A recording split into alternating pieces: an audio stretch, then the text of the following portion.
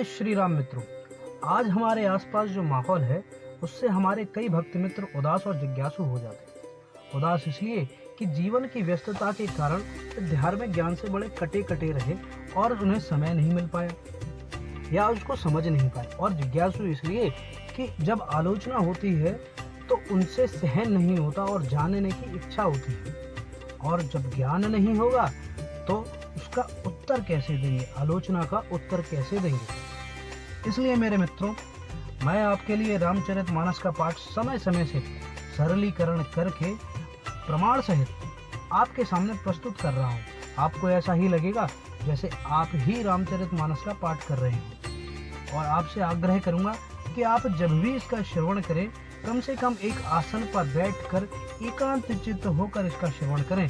इससे कम से कम आपको एक सांस्कारिक अनुभव अवश्य प्राप्त होगा। तो चलिए प्रारंभ करते हैं। रामचरितमानस क्या है?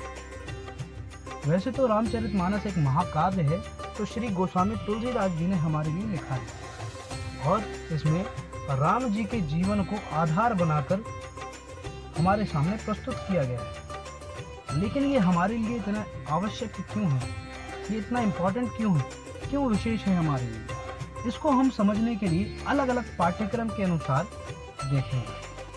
तो पाठ्यक्रम 1, साहित्य। श्री रामचरितमानस का स्थान हिंदी साहित्य में ही नहीं बल्कि वर्ल्ड लिटरेचर यानी जगत इतिहास में भी निराला है। इसके जोड़ का ऐसा सर्वांग सुंदर महाकाव्य साहित्य में हिंदी भाषा में ही नहीं, किसी भाषा में नहीं लिखा गया। यह साहित्य के सभी रसों को आस्वादन कराने वाला काव्य कला की दृष्टि से सर्वोच्च कोटि का ग्रंथ है।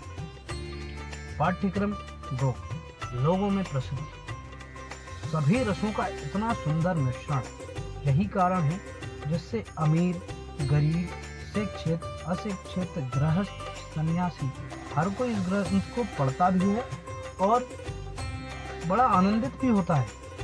तथा भक्ति, ज्ञान, नीति का प्रचार जगत में जितना इस ग्रंथ के माध्यम से हुआ है उतना किसी ग्रंथ से नहीं हुआ। लोग इसके हर श्लोक को बिल्कुल मंत्रवत आदर देते हैं।